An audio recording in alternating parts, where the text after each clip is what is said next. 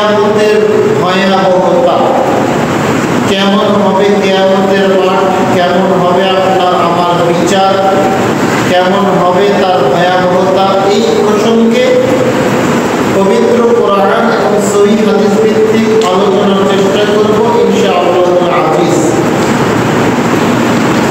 একজন মানুষকে পরকালমুখী করার জন্য কবরের কথা, কিয়ামতের কথা, জান্নাত জাহান্নামের কথা বেশি বেশি করে জানানো দরকার।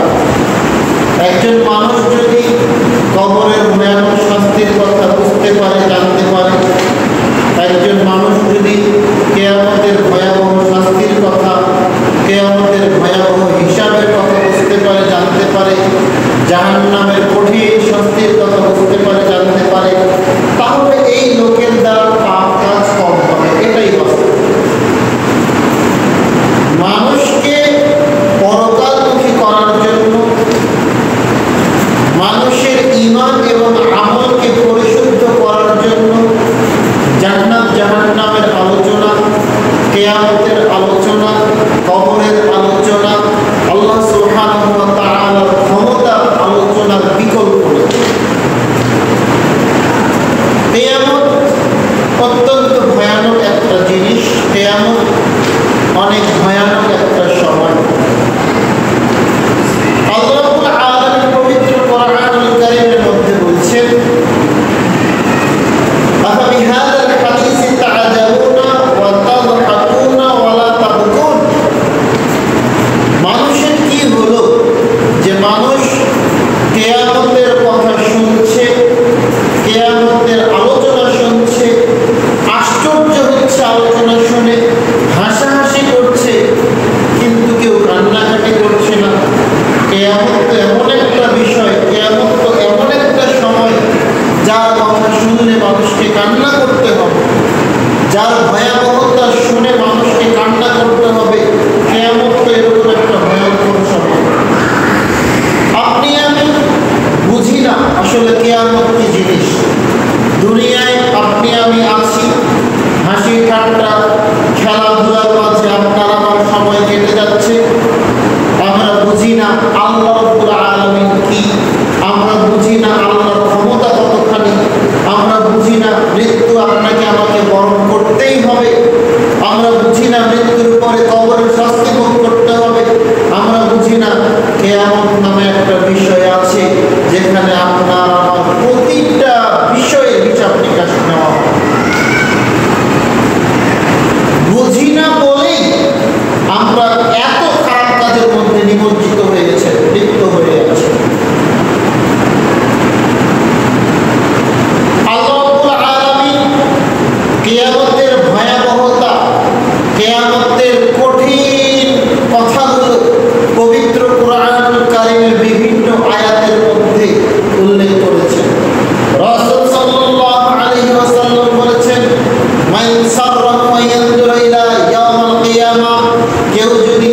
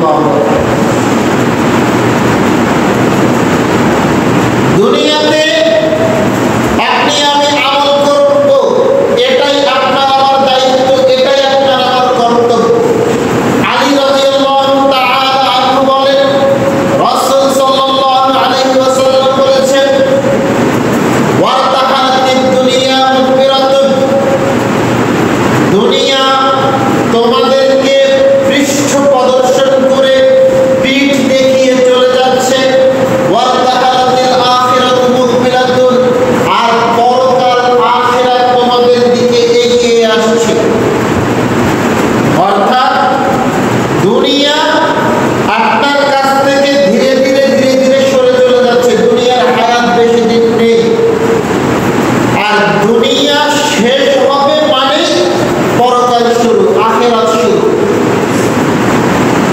আখিরাত আপনার আমার দিকে ধীরে ধীরে ধীরে ধীরে এগিয়ে আসছে। রাসূল সাল্লাল্লাহু আলাইহি ওয়াসাল্লাম বলেছেন, আল ইয়াউমা আমালুন ওয়ালা হিসাবুন, আজ দুনিয়ায় তোমরা আমল করো, এখানে হিসাব চলে না। ওয়া গাদান আখিরাতু আমালুন ওয়া গাদান হিসাবুন ওয়ালা আমাল, আর কাল কিয়ামত হবে, পরকাল হবে, সেখানে তোমাদের হিসাব চলবে, সেখানে আমল চলবে না। আপনি দুনিয়ায় শুধু আমল করে যাবেন, এখানে আপনাকে দুনিয়াতে আপনাকে আপনার আমলের হিসাব দিতে হবে না, কিন্তু দুনিয়ায় আপনি যা যা আমল করছেন সেটা ভালো হোক বা খারাপ হোক, এই কাজগুলোর হিসাব আপনাকে কিয়ামতে দিতে হবে।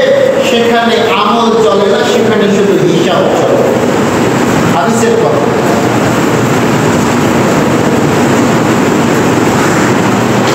আল্লাহ রাব্বুল আলামিন পবিত্র কোরআনুল কারীমের মধ্যে বলছেন, ওয়া নাহশুরুহুম ইয়াওমাল কিয়ামাতি আলা উযুহিহিম, কিয়ামতের মাঠে আমি মানুষদেরকে উঠাবো মুখের উপর ভর করে। মুখ থাকবে নিচে, পা থাকবে উপরে, মুখ থাকবে নিচে, পা থাকবে উপরে। সুমিয়া ওয়া বুকমান ওয়া উমিয়া, কিয়ামতের মাঠে আমি মানুষকে উঠাবো অন্ধ করে, বধির করে, বোবা করে। চোখ থাকবে না, শ্রবণ শক্তি থাকবে না, কথা বলার শক্তি থাকবে না। এটা হচ্ছে কিয়ামতের মাঠে যখন আল্লাহ আপনাকে উঠাবেন সেই সময়ের কথা। আল্লাহ সুবহানাহু ওয়া তাআলা অন্য আয়াতে বলছেন, ওয়া নাহশুরুহুম জামিআ, আমি নারী পুরুষ সকল মানুষকে কিয়ামতের মাঠে উঠাবো, একত্রিত করব। আপনি আমি, আপনাকে আমাকে, আমাদের সকলকে কিয়ামতের মাঠে উপস্থিত হতে হবে। কে হিন্দু, কে বৌদ্ধ, কে খ্রিস্টান, কে মুসলিম, এটা দেখার বিষয় নেই। সবাই মানুষ, সবাইকেই উঠতে হবে, সবার হিসাব সেখানে হবে। আয়েশা রাদিয়াল্লাহু তাআলা আনহা বলেন, রাসূল সাল্লাল্লাহু আলাইহি ওয়াসাল্লাম বলেছেন, ইহশারুন নাসু ইয়াওমাল কিয়ামাতি হুফাতান উরাতান গুরলান, কিয়ামতের মাঠে মানুষকে উপস্থিত করা হবে হুফাতান উরাতান গুরলান, নগ্ন অবস্থায়, খাতনাবিহীন অবস্থায়, খালি পায়ে। মানুষের শরীরে কাপড় থাকবে না, পুরুষদের খাতনা করা থাকবে না, কারো পায়ে জুতা স্যান্ডেল থাকবে না। আয়েশা রাদিয়াল্লাহু তাআলা আনহা বলেছেন, আল্লাহর রাসূল আর রিজাল ওয়ান নিসাউ জামিআ, নারী পুরুষ সবাই একত্রিত হবে।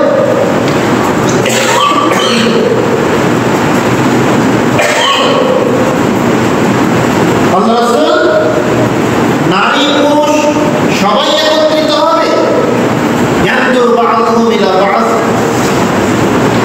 একজন আরেকজনের লজ্জাস্থানের দিকে তাকাবে, একজন আরেকজনের দিকে তাকাবে। খারাপ দেখায় না?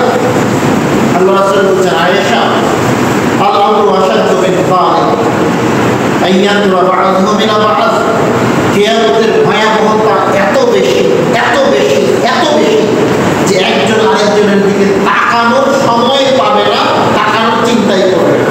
সবার নিজেকে নিজেকে নিয়ে চিন্তা হবে, কে কি পড়ে আছে, কে দেখতে কিরকম, এগুলো কেউ চিন্তাই করবে না। সবাই নিজেকে নিয়ে ব্যস্ত যে আমার আজকে কি হবে। কিয়ামতের ভয়াবহতা এত বেশি যে কেউ কারো দিকে তাকানোর চিন্তাই করবে না। মুআবিয়া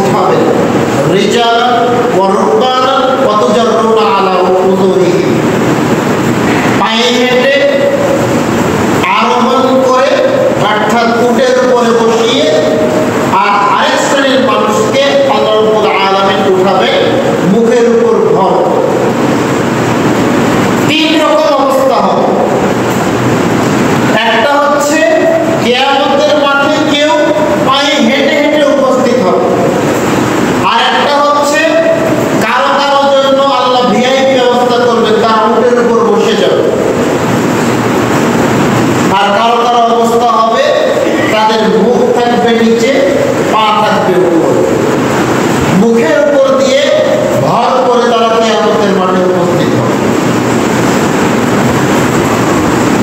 এগুলো হচ্ছে কিয়ামতের ভয়াবহতা।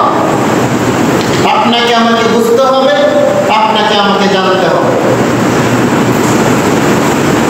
রাসূল সাল্লাল্লাহু আলাইহি ওয়াসাল্লাম বলেছেন, আবু হুরায়রা রাদিয়াল্লাহু তাআলা আনহু বলেন, আবু হুরায়রা রাদিয়াল্লাহু তাআলা আনহু বলেন, রাসূল সাল্লাল্লাহু আলাইহি ওয়াসাল্লাম বলেছেন, ইহশারুন নাস ইয়াওমাল কিয়ামাতি আলা সালাতি তারাইক, কিয়ামতের মাঠে কিয়ামতের মাঠে মানুষকে তিনটা উপায়ে উপস্থিত করা হবে। এক, রাহিবিনা, এক শ্রেণীর মানুষ, তারা আল্লাহকে ভালোবাসে, দুনিয়ার প্রতি তাদের আসক্তি নেই। এই সমস্ত মানুষ তারা সাময়িকভাবেই আল্লাহ রাব্বুল আলামিনের কাছে যাবে। ওয়া ইসনানু আলা বাঈরিন ওয়া সালাসাতুন আলা বাঈরিন ওয়া আরবাআতুন আলা বাঈরিন ওয়া আশারাতুন আলা বাঈরিন। আরেক শ্রেণীর মানুষ একটা উটের উপরে থাকবে 2 জন, অথবা একটা উটের উপরে থাকবে 3 জন, অথবা একটা উটের উপরে থাকবে 4 জন, অথবা একটা উটের উপরে থাকবে 10 জন। এরকম এক শ্রেণীর মানুষকে আল্লাহ উঠাবেন।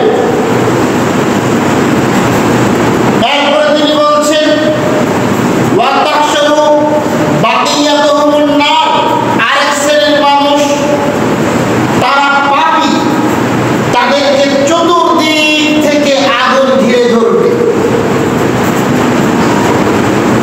তাকিউ হাইসু কালু, তারা চলতে চলতে যদি কোথাও বিশ্রাম নিতে যায়, যেখানে তারা বিশ্রাম নিবে আগুন ওই জায়গাটা তাদেরকে চতুর্দিক থেকে ঘিরে ধরে ওখানে বসে থাকবে। ওয়া তাবিতু হাইসু বাতু, তারা যেখানে রাত্রি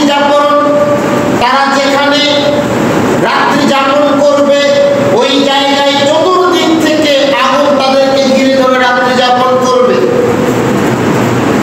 ওয়া তুসবিহু হাইসু ইয়াসবাহু ওয়া তুসবিহু হাইসু আসবাহু, তারা যেখানে যে অবস্থায় সকাল করবে আগুনও তাদেরকে ওই জায়গায় ঘিরে ধরে থেকে সকাল করবে।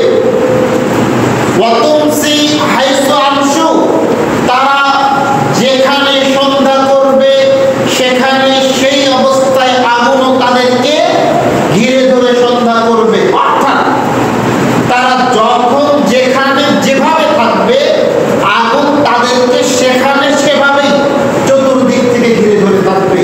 এরকম কয়দিন থাকবে আল্লাহু আ'লাম, কিয়ামত কয়দিনের জন্য হবে এটা আল্লাহ ভালো জানেন।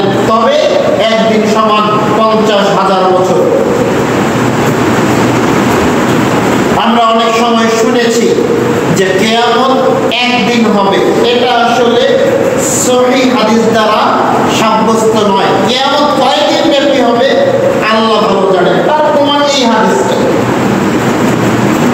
যদি কিয়ামত একদিনই হতো তাহলে আল্লাহ রাসূল সাল্লাল্লাহু আলাইহি ওয়াসাল্লাম এভাবে বলতেন না যে তারা যেখানে সন্ধ্যা করবে আগুনও সেখানে তাদেরকে ঘিরে ধরে সন্ধ্যা করবে, তারা যেখানে সকাল করবে আগুন তাদেরকে ঘিরে ধরে সকাল করবে, তারা যেখানে রাত্রি যাপন করবে আগুন তাদেরকে ঘিরে ধরে রাত্রি যাপন করবে। এই কথা আল্লাহ রাসূল বলতেন। কারণ তখন তো একদিনের বিষয়, তখন রাত্রি যাপনেরও বিষয় থাকতো না, সকাল সন্ধ্যা করারও বিষয় থাকতো না। কিয়ামত কয়দিন ব্যাপী হবে আল্লাহ রাব্বুল আলামিন ভালো জানেন। তবে একদিন সমান 50,000 বছর। এটা হচ্ছে কিয়ামতের ভয়াবহতা। আয়েশা রাদিয়াল্লাহু তাআলা আনহা বলেন, যাকাতুন নার ফাবাকাইতু, একদিন আমি জাহান্নামের কথা চিন্তা করলাম, জাহান্নামের কথা চিন্তা করলাম, ফাবাকাইতু, জাহান্নামের কথা চিন্তা করে আমি কান্না করে দিলাম। আয়েশা রাদিয়াল্লাহু তাআলা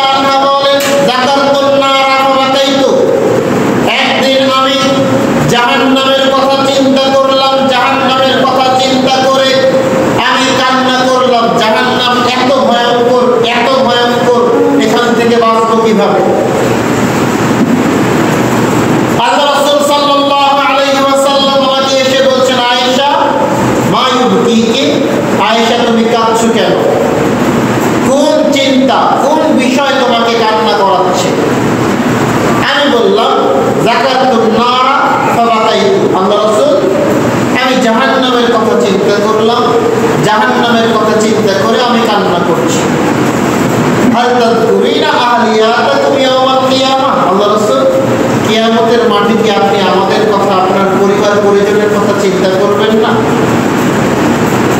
আপনি যদি আমাদের ব্যাপারে একটু সুপারিশ করেন, তাহলেই তো আমরা রক্ষা পেয়ে যাই, আমরা জাহান্নাম থেকে মুক্তি পেয়ে যাই। আপনি কি আমাদের কথা একটু চিন্তা করবেন না? তো আল্লাহ রাসূল বলছেন, আয়েশা, 3টা জায়গা আছে, লা ইয়াযকুরু আহাদুন আহাদান, যেই 3 জায়গায় কেউ কাউকে স্মরণে রাখবে। ইনদাল মিজান, মিজানের দাড়ি পাল্লায় যখন মানুষের নেকি এবং মানুষের পাপগুলোকে ওজন করা হবে, তখন সবাই এক খেয়ালে তার নেকির পাল্লার দিকে তাকিয়ে থাকবে, দেখে থাকবে যে আমার নেকির পাল্লা ভারী হচ্ছে নাকি হালকা হচ্ছে। সবাই এক খেয়ালে সেখানেই তাকিয়ে থাকবে। আপনি আমি পবিত্র কোরআনে সূরা কারিয়া পড়েছি, আল্লাহ সুবহানাহু ওয়া তাআলা সূরা কারিয়ার মধ্যে বলেছেন, ফামাইয়ামাল ফাম্মা মান সাকুলাত মাওয়াজিনুহু ফাহুয়া ফি ঈশাতির রাদিয়া, যার নেকির পাল্লা ভারী হয়ে যাবে সে চিরস্থায়ী সুখের জায়গায় বসবাস করবে।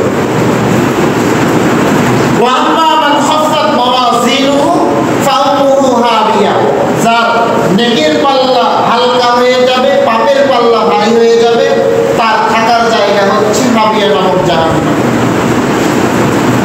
এটা তো কোরআনের আয়াত। তো সবাই এক খেয়ালে তাকিয়ে থাকবে যে আমার নেকির পাল্লা ভারী হচ্ছে নাকি আমার পাপের পাল্লা ভারী হচ্ছে।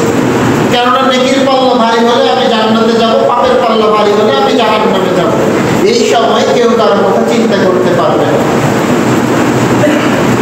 আরেকটা সময় হচ্ছে যখন প্রত্যেক মানুষকে বলা হবে, ইকরা কিতাবাক, তুমি তোমার কিতাব, তুমি তোমার আমলনামাটা পড়ো। আল্লাহ আপনাকে আপনার আমলনামা আপনার হাতে দিবেন এবং আপনাকে বলবেন যে তুমি তোমার আমলনামা পড়ো। এই আমলনামা কি? এই আমলনামা হচ্ছে আপনার দুনিয়াবী জীবনে আপনি কি কি করেছেন সব সেখানে লেখা আছে, সব কিছুই সেখানে লেখা আছে। আল্লাহ রাব্বুল আলামিন সূরা কাহফের মধ্যে বলছেন, মানুষ তার নিজের আমলনামা পড়বে আর বলবে, মালি হাযাল কিতাব লা ইউগাদিরু সাগীরাতান ওয়ালা কাবীরাতান, কি আশ্চর্য একটা বই, কি আশ্চর্য একটা কিতাব আল্লাহ আমাকে দিয়েছেন। লা ইউগাদিরু সাগীরাতান ওয়ালা কাবীরা, দুনিয়ায় আমি ছোট ছোট যে পাপগুলো করেছি, ছোট ছোট যে কাজগুলো করেছি, সেগুলো এখানে লেখা আছে। যা বড় বড় পাপ, বড় বড় কাজ করেছি, এগুলো এখানে লেখা আছে। সব আল্লাহ লিখে রেখেছেন। আল্লাহ রাসূল বলছেন, আয়েশা, যখন মানুষকে তার আমলনামা পড়তে দেওয়া হবে, মানুষ তখন ওটার দিকেই তাকিয়ে থাকবে যে আল্লাহ আমলনামা ডান হাতে দিচ্ছেন নাকি বাম হাতে দিচ্ছেন। ডান হাতে দেওয়া মানে আপনি জান্নাতে, বাম হাতে দেওয়া মানে আপনি আমি জাহান্নামে। সবাই ওটা নিয়ে তাকিয়ে থাকবে যে আমার এখন কি হবে। আরেকটা জায়গা হচ্ছে সিরাত, যখন আপনাকে পুল সিরাত পার করতে বলা হবে। আপনি আমি ছোটবেলা থেকে শুনে এসেছি জাহান্নামের উপর দিয়ে একটা রাস্তা তৈরি করা থাকবে, যেই রাস্তাটা হবে চুলের মতো চিকন একটা রাস্তা এবং ধারালো। সহিহ মুসলিমের হাদিস, আল্লাহ রাসূল সাল্লাল্লাহু আলাইহি ওয়াসাল্লাম বলেছেন, জাহান্নামের উপরে একটা রাস্তা নির্মাণ করা থাকবে,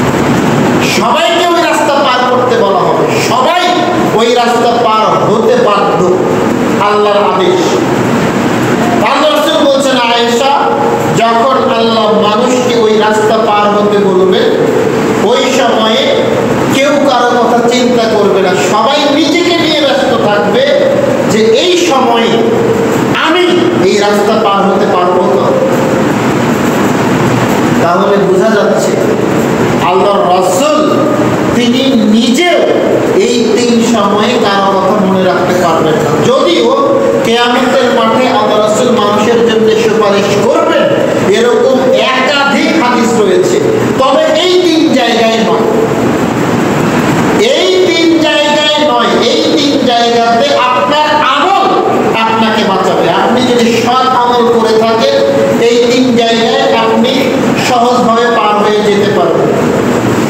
আর আপনার আমলের যদি ঘাটতি থাকে, আপনার আমলের যদি কমতি থেকে থাকে, বা আপনি যদি পাপী হয়ে থাকেন, তাহলে এই 3টা জায়গায় আপনি বিপদে পড়বেন, এটাই প্রমাণ। অত্যন্ত ভয়ঙ্কর, অত্যন্ত ভয়ানক হচ্ছে কিয়ামতের মাঠ। মিকদাদ রাদিয়াল্লাহু তাআলা আনহু বলেন, রাসূল সাল্লাল্লাহু আলাইহি ওয়াসাল্লাম বলেছেন, তুন্না শামসু ইয়াউমাল কিয়ামাতি আলান নাসি হাত্তা ইয়াকুনু কাবিদার মাইলিন। কিয়ামতের মাঠে সূর্যকে মানুষের মাথার নিকটবর্তী করে দেওয়া হবে 1 মাইল দূরত্বে, অর্থাৎ মানুষের মাথা থেকে সূর্য থাকবে 1 মাইল দূরে। আপনি আমি ছোটবেলা থেকে বিভিন্ন আলেম ওলামার কাছে আপনি আমি শুনেছি যে কিয়ামতের মাঠে সূর্য থাকবে অর্ধ হাত উপরে। এ কথা ঠিক নয়। বুখারী মুসলিমের হাদিস দ্বারা প্রমাণিত সূর্য থাকবে মানুষের মাথা থেকে 1 মাইল দূরত্বে। তাই বলে এটা মনে করিয়েন না যে 1 মাইল দূরে থাকলে তাপ একটু কম হবে, এটা মনে করিয়েন না। এখন সূর্য আপনার মাথা থেকে কত মাইল উপরে আছে, তারপরেও আপনি সূর্যের তাপে বেশিক্ষণ দাঁড়িয়ে থাকতে পারেন না। আর কিয়ামতের মাঠের অবস্থা তাহলে কি হবে? তখন তো থাকবে আপনার মাথা থেকে মাত্র 1 মাইল দূর। এরপর আল্লাহ রাসূল বলছেন, মানুষ তার কর্মের ফল অনুযায়ী ঘামের মধ্যে হাবুডুবু খেতে থাকে। অমিনহুম মা ইয়াকুনু ইলা কাবাইহি, কারো ঘাম হবে তার পায়ের টাকনু পর্যন্ত। অমিনহুম মা ইয়াকুনু ইলা রুকবাতাইহি, কারো ঘাম হবে তার হাঁটু পর্যন্ত, কোমর পর্যন্ত। অমিনহুম মা ইয়াকুনু ইলা হিকওয়াইহি, কারো ঘাম হবে তার গলা পর্যন্ত, নাক পর্যন্ত। আপনার পাপ যেমন আপনি সেভাবেই ওই ঘামের মধ্যে হাবুডুবু খেতে থাকবেন। সবাই বিভিন্নভাবে ঘামের মধ্যে থাকবে। পাপ যার যেরকম, আপনার যদি পাপ একেবারে কম থেকে থাকে তাহলে হাদিস অনুযায়ী বোঝা যাচ্ছে আপনার ঘাম হবে পায়ের টাকনু পর্যন্ত। আপনার পাপ যদি একটু বেশি হয় তাহলে আপনার ঘাম হবে আপনার কোমর পর্যন্ত। আর আপনি যদি অতিরিক্ত পাপী হয়ে থাকেন তাহলে আপনার গলা পর্যন্ত, নাক পর্যন্ত আপনার ঘাম থাকবে। এটাই হবে ভয়ানক সময়, ভয়ানক একটা সময়। আপনাকে এই বিষয়গুলো থেকে, আমাকে এই বিষয়গুলো থেকেই বাঁচতে হবে। কিয়ামত এত ভয়ঙ্কর, এত ভয়ঙ্কর যে আল্লাহ রাসূল সাল্লাল্লাহু আলাইহি ওয়াসাল্লাম বলছেন যে এই সূরা কুব্বিরাত, সূরা ইনশিকাক, সূরা ইনফিতার, এই সূরাগুলোর দিকে তাকিয়ে তাকিয়ে আমার মাথার চুল পেকে গেছে। মানুষের যখন চিন্তা, দুশ্চিন্তা বেশি হয় তখন সহজেই তার চুল পেকে যায়। এটা চিকিৎসা বিজ্ঞানের কথা। আল্লাহ রাসূল বলছেন এই 3টা সূরার দিকে তাকিয়ে, এই 3টা সূরার মাধ্যমে কিয়ামতের ভয়াবহতা জেনে আমার মাথার চুলগুলো এমনি পেকে যায়। সম্ভব আল্লাহ রাব্বুল আলামিন কিয়ামতের মাঠে একজন মানুষকে অপরাধী প্রমাণ না করে জাহান্নামে দিবেন। আল্লাহ তার উপর জুলুম করবেন। আপনি যদি অপরাধী হয়ে থাকেন, আপনি নিজে বলবেন যে এখন তো আমাকে জাহান্নামে যেতে হবে। আল্লাহ ওরকম ব্যবস্থাই করেছেন। কিয়ামতের মাঠে আল্লাহ রাব্বুল আলামিন আপনার বিচার করবেন। আপনি কেমন তার সাক্ষী দিবে আপনার শরীরের অঙ্গ প্রত্যঙ্গ। আল্লাহ রাব্বুল আলামিন পবিত্র কোরআনের মধ্যে বলছেন, শাহিদা আলাইহিম সামউহুম ওয়া আবসারুহুম ওয়া জুলুদুহুম বিমা কানু ইয়াকসিবুন। কিয়ামতের মাঠে মানুষের বিরুদ্ধে সাক্ষী দিবে তার কান, সামউহুম তার কান, ওয়া আবসারুহুম তার চোখ, ওয়া জুলুদুহুম তার শরীরের চামড়া। আপনি কেমন, আপনি দুনিয়ায় কি কি করেছেন, এই বিষয়গুলো সাক্ষী দিবে আপনার কান, সাক্ষী দিবে আপনার চোখ, সাক্ষী দিবে আপনার গায়ের চামড়া। মানুষের সাক্ষী ওটা তো পরে, আগে এরা আপনার বিরুদ্ধে সাক্ষী দিবে। আল্লাহ রাব্বুল আলামিন সূরা ইয়াসিনের মধ্যে বলছেন, আল ইয়াওমা নাখতিমু আলা আফওয়াহিহিম ওয়া তুকাল্লিমুনা আইদিহিম ওয়া তাশহাদু আরজুলুহুম বিমা কানু ইয়াকসিবুন। আল ইয়াওমা আজকে, অর্থাৎ কিয়ামতের দিনে, নাখতিমু আলা আফওয়াহিহিম আমি তোমাদের মুখ বন্ধ করে দিব, মুখ বন্ধ করে দেওয়া হবে। কিয়ামতের মাঠে আল্লাহ আপনার আমার মুখ বন্ধ করে দিবে। ওয়া তুকাল্লিমুনা আইদিহিম হাত কথা বলবে। আপনি দুনিয়ায় কি কি করেছেন, কি কি পাপ করেছেন, হাত বলে দিবে। ওয়া তাশহাদু আরজুলুহুম হাত যখন সাক্ষী দিবে, হাত যখন কথা বলবে, তখন পা বলবে হাত তুমি ঠিক বলেছো। হাতের কথাকে সত্যায়িত করবে আপনার পা। বিমা কানু ইয়াকসিবুন আপনি যা করেছেন, যা দেখেছেন, যা শুনেছেন, সব কিছুই আপনার হাত, আপনার পা, আপনার মুখ, আপনার হাত, আপনার পা, আপনার চোখ, আপনার কান, আপনার শরীরের চামড়া সব বলে দেবে। এবার আসুন, আপনি যেই জায়গায় দাঁড়িয়ে পাপ করেছেন ওই জায়গাটাও আপনার বিরুদ্ধে সাক্ষী। আল্লাহ রাব্বুল আলামিন সূরা জিলজালের মধ্যে বলছেন, ইয়াউমাইযিন তুহাদ্দিসু আখবারাহা,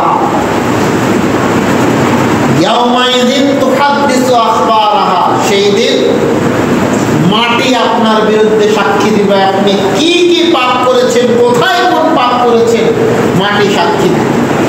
আপনি কোন জায়গায় দাঁড়িয়ে জেনা করেছেন, আপনি কোন জায়গায় দাঁড়িয়ে সুদ খেয়েছেন, ঘুষ খেয়েছেন, মানুষের টাকা আত্মসাৎ করেছেন, যেই জায়গায়, যেই স্থানে আপনি যেই পাপ করেছেন, ওই জায়গা, ওই স্থান আপনার বিরুদ্ধে সাক্ষী দিবে। তাহলে আপনার বিরুদ্ধে প্রথমত সাক্ষী দিচ্ছে আপনার শরীরের অঙ্গ প্রত্যঙ্গ। আপনার বিরুদ্ধে সাক্ষী দিচ্ছে যেই জায়গায় দাঁড়িয়ে বা বসে বা শুয়ে আপনি পাপ করেছেন, ওই জায়গায় আপনার বিরুদ্ধে সাক্ষী দিচ্ছে। বাঁচবেন কিভাবে, বাঁচবেন কিভাবে? এরপরে আপনি দুনিয়ায় কি কি পাপ করেছেন সব লেখা আছে, সব লেখা আছে। আল্লাহ আপনার হাতে তুলে দিবেন, আপনি নিজে পড়তে পারবেন। সব আরবিতে লেখা আছে, সমস্যা নাই। আপনি বলিয়েন না যে হুজুর আমি তো আরবি পড়তে জানি না। আমি সবসময় আপনাকে একটা কথা বলেছি, আপনি বাঙালি। যতদিন আপনি বেঁচে আছেন ততদিন আপনি বাঙালি। আপনি মারা গেছেন, মারা যাওয়ার পর থেকে আপনার ভাষা অটোমেটিক্যালি আরবি। কবরের ভাষা আরবি, কিয়ামতের ভাষা আরবি, জান্নাতের ভাষা আরবি, জাহান্নামের ভাষা আরবি, সব ভাষা আরবি। কবরে আপনাকে প্রশ্ন করা হবে আরবিতে, আপনি উত্তর দিবেন আরবিতে। আপনি দুনিয়ায় আলিফ না চিনেন, বা না চিনেন, তা না চিনেন, আপনি আরবি পড়তে জানেন না, আরবি বলতেও জানেন না, কোনো সমস্যা নেই। মারা যাওয়ার পর থেকেই আপনি তখন আরবি ভাষার একজন মানুষ হয়ে যাবেন। মারা যাওয়ার পরেই আপনি আরবি ভাষা, তা আপনাকে আপনার কিতাব দেওয়া হবে, আপনি পড়ে দেখে দেখবেন যে এই পাপ আমি দুনিয়ায় করেছি, এই গুনাহ আমি দুনিয়ায় করেছি। আপনার প্রতিটা পাপ আপনি ওই খাতায় দেখতে পাবেন। কয়টা পদ্ধতি গেল? 3টা পদ্ধতি গেল। 1 নম্বর পদ্ধতি বললাম যে আপনার শরীরের অঙ্গ প্রত্যঙ্গ আপনার বিরুদ্ধে সাক্ষী দিবে। দ্বিতীয় পদ্ধতি বললাম আপনি যেই জায়গায় দাঁড়িয়ে বা বসে বা শুয়ে পাপ করেছেন ওই জায়গা আপনার বিরুদ্ধে সাক্ষী দিবে। 3 নম্বর পদ্ধতি বললাম যে আপনি কি কি করেছেন সব লেখা আছে। এবার আসুন নাম্বার 4। আবু হুরায়রা রাদিয়াল্লাহু তাআলা আনহু বলেন, আব্দুল্লাহ ইবনে মাসউদ রাদিয়াল্লাহু তাআলা আনহু বলেন, রাসূল সাল্লাল্লাহু আলাইহি ওয়াসাল্লাম বলেছেন, মা মিনকুম মিন আহাদিন ইল্লা সায়ুকাল্লিমুহুল্লাহু ইয়াওমাল কিয়ামা। প্রত্যেকটা মানুষ কিয়ামতের মাঠে আল্লাহর সাথে কথা বলবে। ওয়ালাইসা বাইনাহু ওয়া বাইনাহু তারজুমান। আল্লাহ এবং মানুষের মাঝখানে কোনো দোভাষী থাকবে না। আল্লাহ মানুষকে প্রশ্ন করবে, মানুষ উত্তর দিবে। এদের মাঝখানে কোনো ট্রান্সলেটর, কোনো দোভাষীর প্রয়োজন নাই। সবাই আল্লাহর কথা বুঝবে, আল্লাহর কথা বুঝে উত্তর দিতে পারবে। অন্য হাদিসে আল্লাহ রাসূল বলেন, ওয়ালা হাজিবিন ইয়াহজাবুহু। আল্লাহ এবং মানুষের মাঝখানে কোনো পর্দা থাকবে না। ফায়ানজুর ইলা আইমানা মিনহু। মানুষ তার ডান দিকে তাকাবে। ফালা ইয়ারা ইল্লা মা কাদ্দামা। ডান দিকে তাকিয়ে সে দেখতে পাবে দুনিয়ায় যা যা পাপ করেছে সব সেখানে দেখা যাচ্ছে। অবস্থাটা কত ভয়ানক আপনি একবার চিন্তা করে দেখুন। আল্লাহ বসে আছেন, আল্লাহর সামনে আপনি বসে আছেন, আল্লাহ আপনাকে প্রশ্ন করছেন। আল্লাহ আপনাকে এরকম প্রশ্ন করছেন যে বান্দা, এই পাপ কি তুমি দুনিয়ায় করেছো?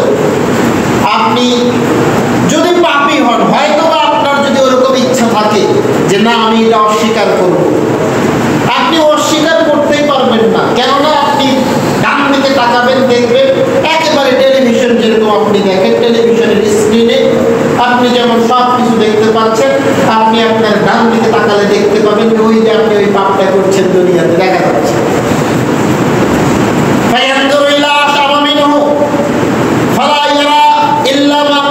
এবার মানুষ বাম দিকে তাকাবে, একই রকম ভাবে বাম দিকে তাকাবে, দেখবে ওই পাপটা এখানেও দেখা যাচ্ছে। বাম দিকেও আপনি আপনার পাপ দেখতে পাবেন, বাম দিকেও আপনি আপনার পাপ দেখতে পাবেন। অস্বীকার করার কোনো সুযোগ নেই, মিথ্যা বলার কোনো সুযোগ নেই। এটাই আল্লাহর ক্ষমতা, এইটাই আল্লাহর ক্ষমতা। আপনি আল্লাহর ক্ষমতা বুঝেন নাই। আপনি কি মনে করেছেন রাতের অন্ধকারে পাপ করব, কেউ দেখতে পাবে না? কেউ দেখতে না পেলেও দেখতে পাবেন কে? আল্লাহ সুবহানাহু ওয়া তাআলা। কি মনে করেছেন আপনি আল্লাহর ক্ষমতাকে বুঝেন নাই? আল্লাহ কি জিনিস, আল্লাহ কেমন আপনি এটা বুঝেন নাই। যার কারণে রাসূল সাল্লাল্লাহু আলাইহি ওয়াসাল্লাম বলেছেন, লাউ তা'লামুনা মা আ'লামু। আল্লাহ সম্পর্কে আমি যা জানি তোমরা যদি সেটা জানতে, লাবাকাইতুম কাসির ওয়া লাদাহিকতুম কালিল। তাহলে তোমরা বেশি বেশি কান্না করতে, কম কম হাসতে। আল্লাহর ক্ষমতা, আল্লাহ যে কেমন এটা যদি আপনি আমি বুঝতাম, তাহলে আল্লাহর ভয়ে কান্না করতাম বেশি, হাসতাম কম। আমরা হাসি বেশি, কান্না করি না, তার মানে আমরা আল্লাহকেই বুঝি না। তার মানে আমরা আল্লাহকেই বুঝি না, আল্লাহর ক্ষমতাকেই আমরা বুঝি না। কিয়ামতের মাঠে আল্লাহ আপনার পাপ আপনাকে ডাইরেক্ট দেখাবেন যে এই যে দেখো তুমি এই পাপ করেছো, আপনি অস্বীকার করতে পারবেন। ফায়ানজুরু তিলকা ওয়াজহি। এবার মানুষ সোজাসুজি আল্লাহর দিকে তাকাবে, ফায়ারান নার, দেখতে পাবে আল্লাহর পিছনেই জাহান্নাম। কয়টা পদ্ধতি হলো?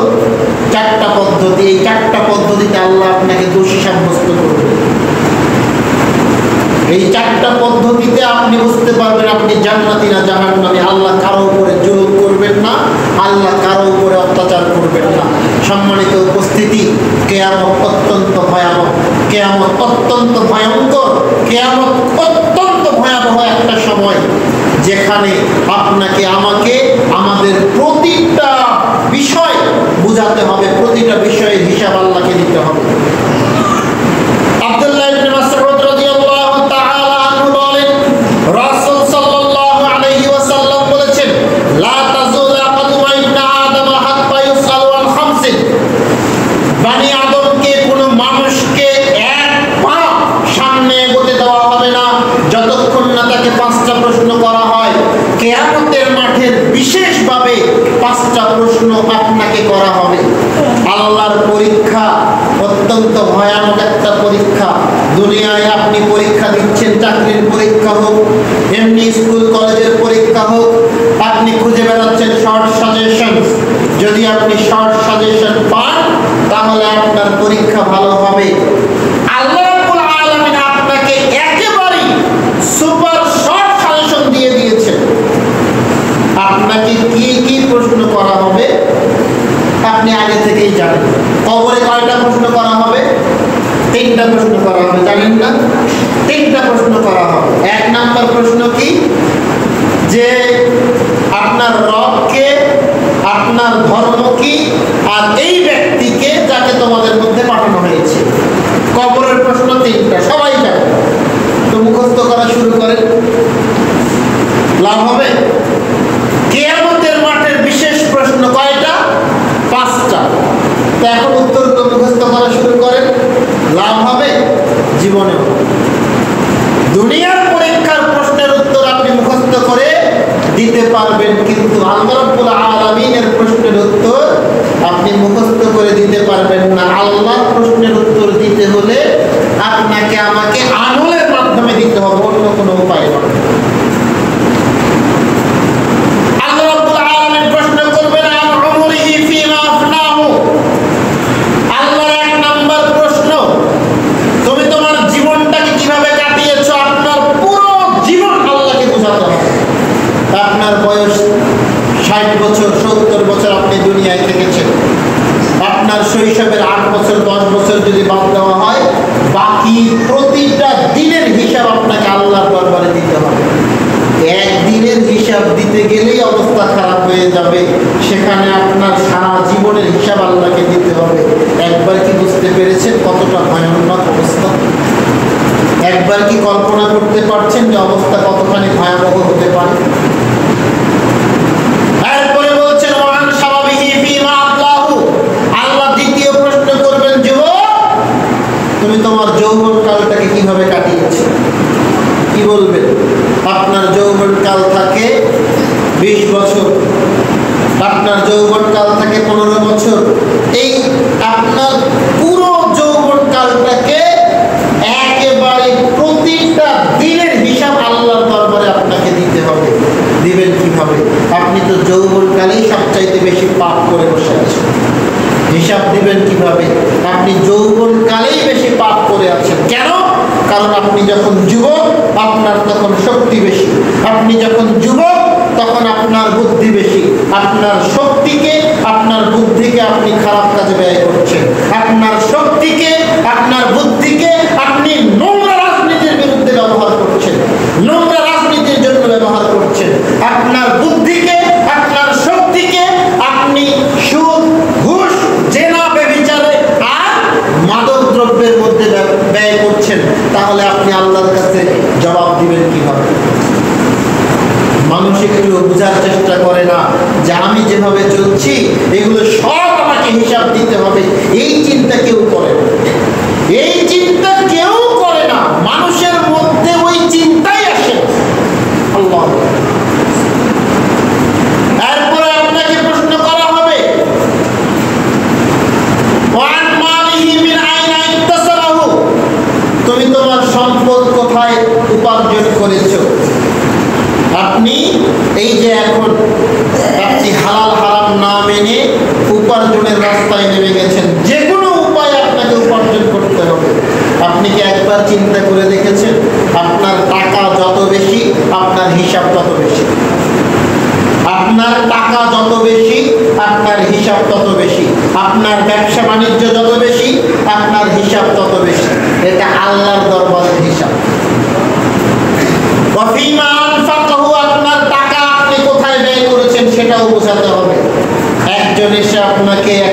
ফসলের নাম দিয়ে চাঁদা চেয়ে নিয়ে চলে গেল, আপনিও দিয়ে দিলেন। আপনাকে বিবেচনা করতে হবে টাকাটা আমি কেন দিব, এই টাকাটা দেওয়ার আমার উপকারিতা কি, আপনাকে এটা বিবেচনা করতে হবে। আপনাকে ওটা বিবেচনা করতে হবে। রাস্তায় লটারি বিক্রি হচ্ছে 10 টাকায় 40 লক্ষ টাকা, আপনি পকেট থেকে 10 টাকা বের করে একটা লটারি কিনে নিলেন। আপনি চিন্তাও করলেন না এটা হালাল নাকি হারাম। এখানে আপনি লটারি কিনে তো একটা পাপ করলেন, লটারি কিনে তো একটা পাপ করলেন। লটারি যে হারাম এটা কোরআনেই আল্লাহ বলেছেন। লটারি যে হারাম এটা কোরআনেই আল্লাহ বলেছেন। তা আপনি লটারি কিনে তো একটা পাপ করলেন। আর যদি লটারির টাকা আপনি পেয়েও যান, লটারি থেকে কোনো জিনিস কোনো বস্তু যদি আপনি পেয়েও যান, তাহলে ওটাতে আর একটা পাপ। তার মানে পাপের মাধ্যমে আপনি পাপ অর্জন করছেন। আপনি আল্লাহর কাছে হিসাব দিবেন, প্রতিটা পয়সার হিসাব আপনাকে দিতে হবে আল্লাহর দরবারে। আপনি এটা কোথা থেকে উপার্জন করেছেন এবং কোন রাস্তায় ব্যয় করেছেন তার হিসাব আপনাকে দিতে হবে। 5 নম্বর প্রশ্ন, ওয়ামা আমিলা ফিমা আলিমা, আপনি যা জেনেছেন সেই অনুযায়ী আমল করেছেন কিনা। আপনি জানেন 5 ওয়াক্ত সালাত আপনাকে আদায় করতে হবে, আদায় করেছেন কিনা এই হিসাব আপনাকে দিতে হবে। আপনি জানেন সম্পদের নিসাব পরিমাণ সম্পদ হলে আমাকে যাকাত প্রদান করতে হবে, আপনি যাকাত দিয়েছেন কিনা। আপনি জানেন আপনার ফসলে আপনাকে ওসর বের করতে হবে, এটা আপনার জানা। আপনি জানেন সত্য কথা বলতে হবে, মিথ্যা বলা যাবে না। আপনি জানেন সুদ খাওয়া যাবে না, ঘুষ খাওয়া যাবে না। আপনি জানেন অন্যের সম্পদ আত্মসাৎ করা যাবে না। এগুলো সবই আপনার জানা। আপনার জানা অনুযায়ী আপনি আমল করেছেন কিনা সেই হিসাব আল্লাহর দরবারে দিতে হবে। আর এইটাই হচ্ছে ওই যে আগের যে হাদিস বললাম যে আল্লাহ আপনার মুখোমুখি থাকবে, আপনি আল্লাহর মুখোমুখি বসে থাকবেন, আল্লাহ প্রশ্ন করবে। ওই সময়ে আপনাকে এই 5টা প্রশ্ন করা হবে। আপনি মিথ্যা বলতে পারবেন না, অস্বীকার করতে পারবেন না। আপনার ডানে আপনার বামে 2 পাশে আল্লাহ স্ক্রিন দাঁড় করিয়ে দিবেন, আপনাকে দেখাবেন যে আপনি কি কি করেছেন এবং আপনাকে ওই অনুযায়ী বলতে হবে। আপনি মিথ্যা বলতে পারবেন। আল্লাহ সম্মানিত উপস্থিতি, আপনাকে আমাকে আমাদের আমলগুলোকে পরিশুদ্ধ করতে হবে। আপনাকে আমাকে বেশি বেশি করে সৎ আমল করার চেষ্টা করতে হবে। সৎ আমলের বিকল্প আপনি আমি বিকল্প রাস্তা দিয়ে আপনি আমি মুক্তি পাব। আল্লাহ রাব্বুল আলামিন পবিত্র কোরআনের মধ্যে বলছেন, ইয়াউমা ইয়াফিরুল মারউ মিন আখি, কিয়ামতের মাঠে ভাইয়ের কাছ থেকে ভাই পালিয়ে চলে যাবে। ওয়া উম্মিহি ওয়া আবি, বাবা মায়ের কাছ থেকে সন্তান, সন্তানের কাছ থেকে বাবা মা পালিয়ে যাবে। ওয়া সাহিবাতিহি ওয়া বানি, স্বামীর কাছ থেকে স্ত্রী, স্ত্রীর কাছ থেকে স্বামী, সন্তানের কাছ থেকে পিতামাতা পালিয়ে চলে যাবে। সবাই নিজেকে নিয়ে চিন্তা করবে, সবাই নিজেকে নিয়ে চিন্তা করবে যে আমার আজকে কি হবে। আল্লাহ রাব্বুল আলামিন সূরা মাআরিজের মধ্যে বলছেন, লা ইয়াসআলু হামিমুন হামিমা, সেই দিন বন্ধু বন্ধুকে মূল্যায়ন করবে না। ইউবাসসিরুনাহুম, বন্ধুকে দেখতে পাবে কিন্তু তার কাছ থেকে পালিয়ে চলে যাবে, তার কোনো উপকার করবে না। সেই দিন মানুষ মুক্তিপণ হিসাবে আল্লাহকে দিতে চাইবে তার সন্তানকে, ওয়া সাহিবাতিহি ওয়া আখিহি, মুক্তিপণ হিসাবে দিতে চাইবে তার ভাইকে, তার সঙ্গীকে, ওয়া ফাসিলাতিহি আল্লাতী তুবি, তার গ্রামবাসী সবাইকে দিতে চাইবে আল্লাহকে, যে আল্লাহ আমার বাপ, আমার মা, আমার ছেলে, আমার মেয়ে, আমার স্বামী, আমার স্ত্রী, আমার গ্রামবাসী, আল্লাহ সবাইকে তুমি নিয়ে নাও। ওমান ফিল আরদি জামিআ, দুনিয়াতে যা আছে সবাইকে তুমি জাহান্নামে দিয়ে দাও। সুম্মা ইউনজি, তারপরও আল্লাহ তুমি আমাকে বাঁচিয়ে দাও। তার মানে আপনার এই বন্ধুত্ব, আপনার এই ভালোবাসা দুনিয়াতেই সীমাবদ্ধ, পরকালে কেউ কারো কোনো উপকার করতে পারবে না। আবু হুরায়রা রাদিয়াল্লাহু তাআলা আনহু বলেন, আল্লাহ রাসূল সাল্লাল্লাহু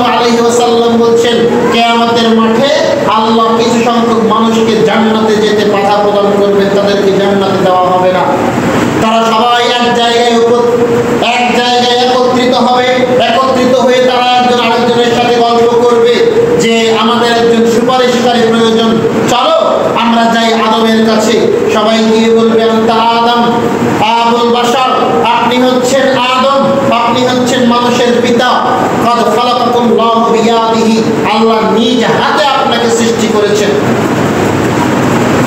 আপনাকে ফেরেশতাদেরকে দিয়ে সিজদা করিয়েছেন, আপনাকে জান্নাতে থাকতে দিয়েছেন। তার মানে আপনার সম্মান, আপনার মর্যাদা অনেক বেশি। আপনি আমাদের জন্য একটু সুপারিশ করুন, আল্লাহ রাব্বুল আলামিন আপনার সুপারিশে আমাদেরকে জান্নাতে দিতে পারেন। আদম আলাইহিস সালাতু ওয়াস সালাম বলবেন, না, আমি তোমাদের কোনো উপকার করতে পারবো না। আমি আল্লাহ রাব্বুল আলামিনের আদেশ অমান্য করেছিলাম। আল্লাহ বলেছিল, আদম, দুনিয়ায় জান্নাতে থাকো, খাও, কিন্তু লা তাকরাবা হাযিহি শাজারাতা, ওই গাছের নিকটে যাইও না। আমি ওই গাছের নিকটে গিয়েছিলাম। এই একটা ভুল আমি আমার জীবনে করেছি। জানি না আল্লাহ রাব্বুল আলামিন আমার উপরে কত রাগ করে আছেন। আমি জানি না আজ আমার কি হবে। আমি তোমাদের কোনো উপকার করতে পারবো না। আমি নিজের পাপ নিয়ে চিন্তিত।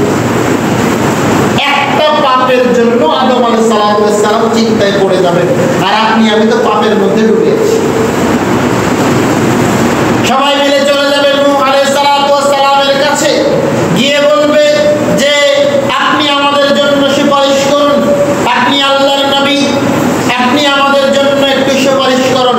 নূহ আলাইহিস সালাম বলবেন, লাস্তা হুনাকুম, আমি তোমাদের জন্য কোনো উপকার করতে পারবো না, আমি তোমাদের জন্য সুপারিশ করতে পারবো না। আল্লাহ যখন আমাকে বলেছিল, নূহ, তুমি মুমিনদেরকে নিয়ে নৌকায় আরোহণ করো, আমি আল্লাহর কাছে বলেছিলাম, আল্লাহ, আমার ছেলেটাকেও আমি আমার নৌকায় নিয়ে যাই। অথচ আমার ছেলে মুমিন ছিল না, সে কাফের ছিল। একজন কাফেরের জন্য আমি দুনিয়াতে আল্লাহর কাছে সুপারিশ করেছিলাম। জানি না এই পাপের জন্য আল্লাহ আমাকে কতখানি আমার উপর রেগে আছেন, আমি জানি না। আমি তোমাদের কোনো উপকার করতে পারবো না, আমি নিজের চিন্তা নিয়ে ব্যস্ত হয়ে আছি। তোমরা যাও হযরত ইব্রাহিম আলাইহিস সালামের কাছে। মানুষ যাবে ইব্রাহিম আলাইহিস সালামের কাছে, গিয়ে বলবে, ইব্রাহিম, আনতা খলিলুল্লাহ, আপনি হচ্ছেন আল্লাহর বন্ধু। আল্লাহ আপনাকে খুব ভালোবাসেন, আল্লাহ আপনাকে খুব পছন্দ করেন।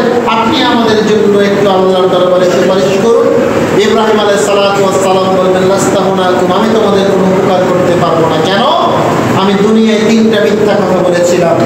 আমাকে বলা হয়েছিল, ইব্রাহিম, আমাদের মূর্তিগুলোকে কে ভেঙেছে? ভেঙেছি আমি, কিন্তু আমি বলেছিলাম যে ওই যে বড় মূর্তি কুড়াল ঘাড়ে করে দাঁড়িয়ে আছে, তাকে জিজ্ঞাসা করো। আমি সেখানে সত্য বলি নাই। আমাকে বলেছিল, ইব্রাহিম, চলো আমাদের সাথে মেলায় যাই। আমি বলেছিলাম আমি অসুস্থ, অথচ আমি শারীরিকভাবে অসুস্থ ছিলাম না। আমার সাথে সারাকে দেখিয়ে আমাকে প্রশ্ন করা হয়েছিল, এই মহিলাকে? আমি বলেছিলাম সেটা আমার বোন। এই 3টা মিথ্যা কথা আমি আমার জীবনে বলেছিলাম। জানি না এই মিথ্যাগুলোর জন্য আল্লাহ আমার উপরে কতখানি রেগে আছে। কয়টা মিথ্যা কথা বলেছিলেন ইব্রাহিম আলাইহিস সালাম? 3টা মিথ্যা কথা। যদিও এগুলো মিথ্যা নয়, আল্লাহ রাব্বুল আলামিন পবিত্র কোরআনেই ইব্রাহিম আলাইহিস সালামকে সত্যবাদী হিসেবে ঘোষণা করেছেন। আল্লাহ বলেছেন, ইন্নাহু কানা সিদ্দিকান নাবিয়্যা, ইব্রাহিম ছিলেন একজন সত্যবাদী নবী। অর্থাৎ তার এই 3টা মিথ্যাকে আল্লাহ রাব্বুল আলামিন মিথ্যা হিসেবে গ্রহণ করেন। ইব্রাহিম আলাইহিস সালাম তার জীবনের এই 3টা মিথ্যা কথার জন্য নিজেই চিন্তিত থাকবে। আর আপনি আমি সকাল থেকে রাত পর্যন্ত মিথ্যার উপরে বেঁচে আছি। সকাল থেকে রাত পর্যন্ত মিথ্যার উপরে বেঁচে আছি। ইব্রাহিম আলাইহিস সালাম বলবেন, আমি তোমাদের কোনো উপকার করতে পারবো না, তোমরা যাও মূসার কাছে। সবাই গিয়ে মূসাকে বলবে, আপনার সাথে তো আল্লাহ দুনিয়াতেই কথা বলেছে, আপনি কালিমুল্লাহ, আপনি আমাদের জন্য একটু আল্লাহর দরবারে সুপারিশ করুন। মূসা আলাইহিস সালাম বলবেন, আমি তোমাদের কোনো উপকার করতে পারবো না। কেননা বাজারে 2 জন মানুষ মারামারি করছিল, আমি সেখানে গিয়ে একজন মানুষকে চড় মেরে তাকে হত্যা করেছিলাম। জানি না একজন ব্যক্তিকে হত্যা করার কারণে আল্লাহ আজ আমার উপরে কতটা রেগে আছেন, আমি এটা জানি না। সুতরাং আমি নিজের চিন্তা নিয়ে ব্যস্ত, আমি তোমাদের কোনো উপকার করতে পারবো না। তোমরা যাও ঈসা আলাইহিস সালামের কাছে। সবাই ঈসা আলাইহিস সালামের কাছে যাবে, গিয়ে বলবে, আপনি আমাদের জন্য সুপারিশ করুন। আপনি আল্লাহর নবী, আল্লাহ আপনাকে ভালোবেসেছেন, আপনাকে পৃথিবীতে আল্লাহ রাব্বুল আলামিন সরাসরি রূহ ফুঁকে দিয়েছেন আপনার মায়ের গর্ভে, আপনি সেভাবেই জন্ম নিয়েছেন, আপনি অনেক সম্মানিত, আপনি আমাদের জন্য সুপারিশ করুন। ঈসা আলাইহিস সালাম বলবেন, না আমি তোমাদের কোনো উপকার করতে পারবো না, তোমরা যাও মুহাম্মদুর রাসূলুল্লাহ সাল্লাল্লাহু আলাইহি ওয়াসাল্লামের কাছে।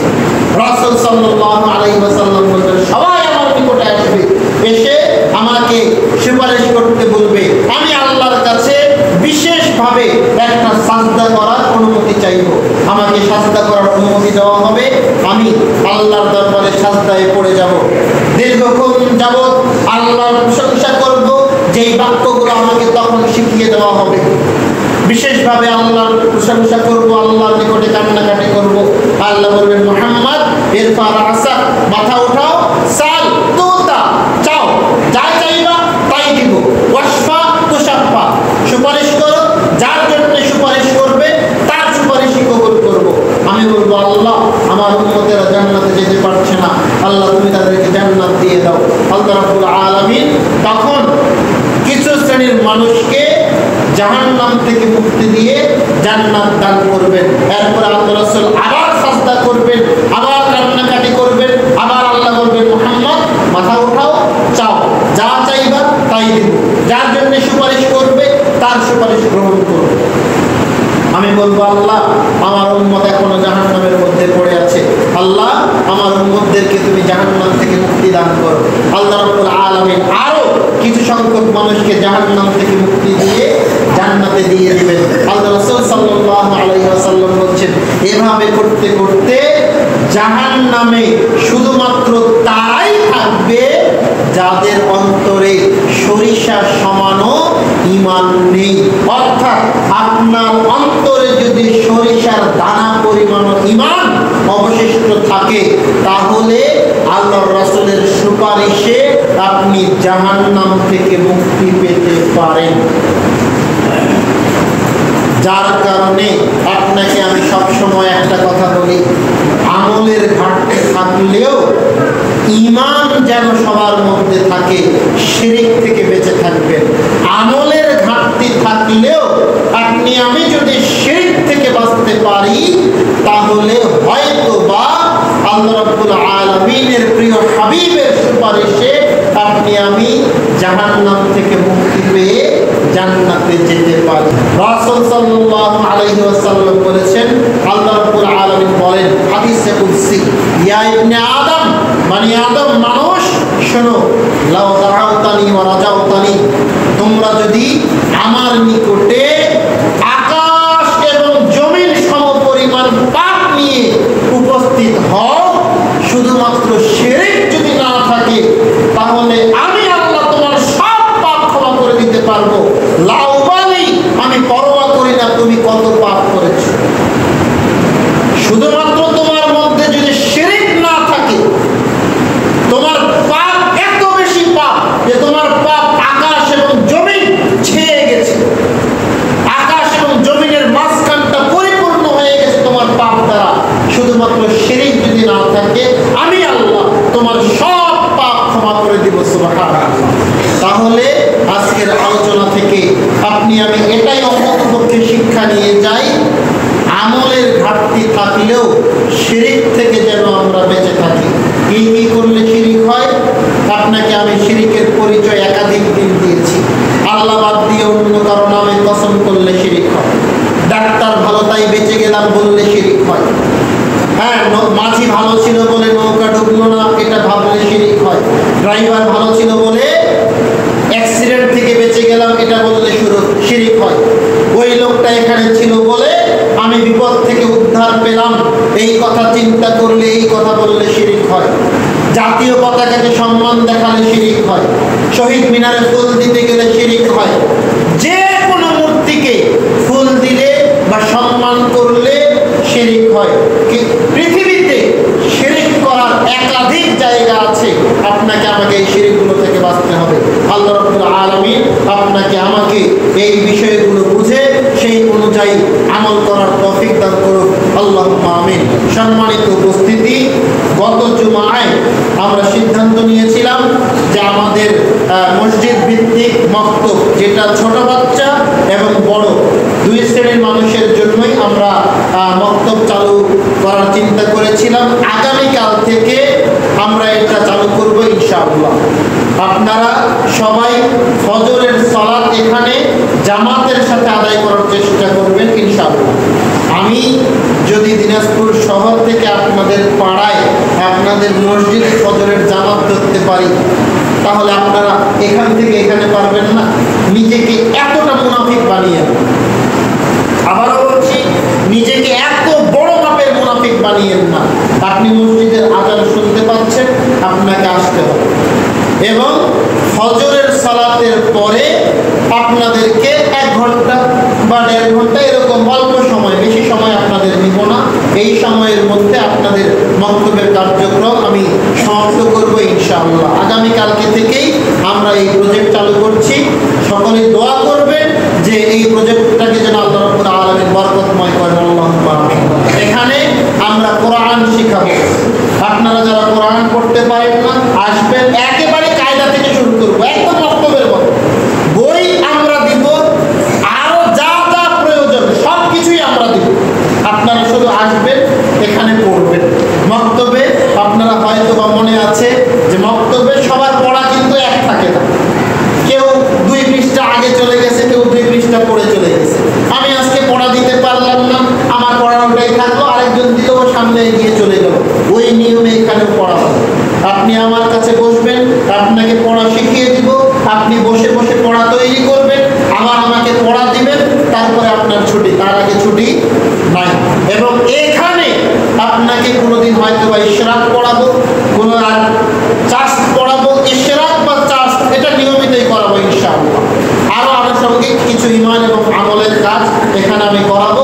আগামীকালকে থেকে সকলেই উপস্থিত হবেন ইনশাআল্লাহ। আমরা সপ্তাহে 6 দিন ক্লাস করব, শুক্রবারে সাপ্তাহিক ছুটি থাকবে। এই নিয়মে আগামীকালকে থেকে আমরা সকলেই ফজরের পরে এখানে বসবো ইনশাআল্লাহ। কিছু প্রশ্ন এসেছে। আসসালামু আলাইকুম। 1 নম্বর প্রশ্ন, মা গো তোমার একটি ছেলে মাদ্রাসাতে দিও, এই পৃথিবীর বুক থেকে জান্নাত কিনে নিও। তার মানে এই যে কোনো বাবা মা যদি একটি ছেলেকে মাদ্রাসায় লেখাপড়া করায়, তাহলে জান্নাতের আশা করতে পারবে।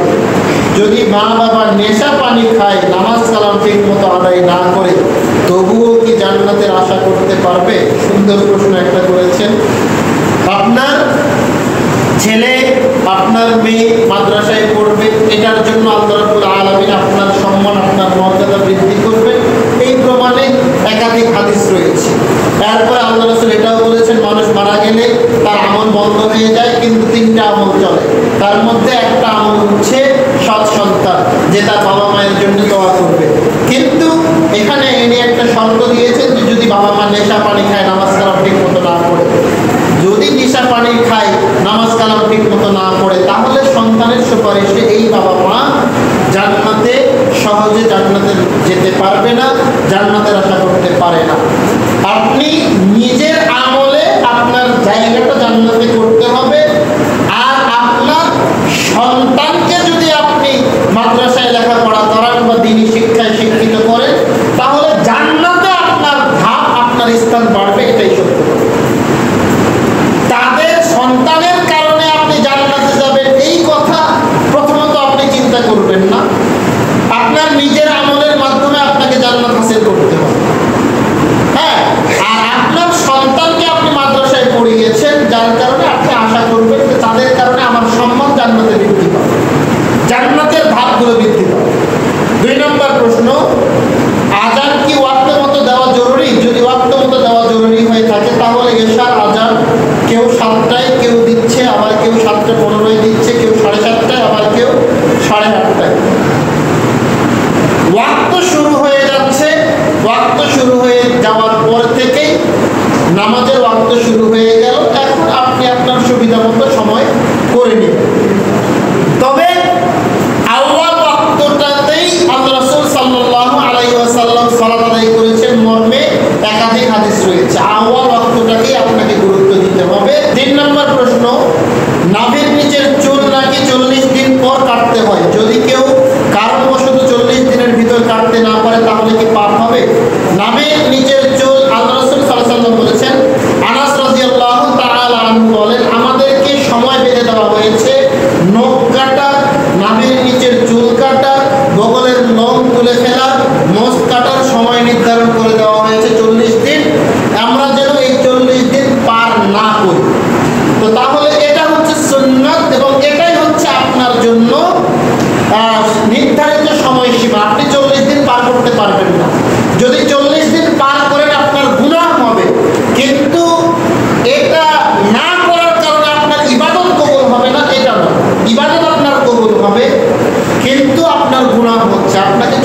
পার করানো যাবে না।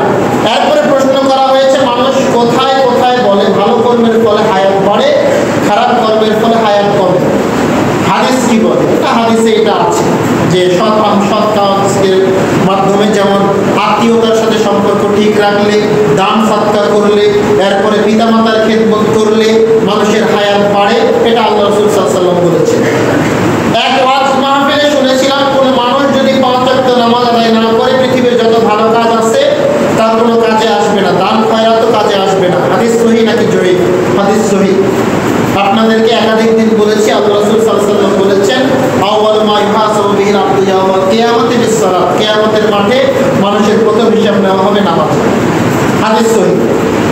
তারপরে প্রশ্ন করা হয়েছে গরুর গোবর পাক নাকি না পাক? গরুর গোবর পাক। যে সমস্ত প্রাণীর মাংস দুধ খাওয়া হালাল, ওই সমস্ত প্রাণীর এই পেশাব পায়খানাও হালাল, এগুলা কাপড়ে লাগলে কোনো সমস্যা হবে না। 80% মুসল্লি দোয়া কুনুত জানে না, দোয়া কুনুত ছাড়া বেতের নামাজ কি হবে? জি হবে, কোনো সমস্যা নেই। আশা করি উত্তরগুলো পেয়েছেন। আল্লাহ রাব্বুল আলামিন আপনাকে আমাকে এই বিষয়গুলো বোঝার তৌফিক দান করুন। আল্লাহুম্মা আমিন। সুবহানাকা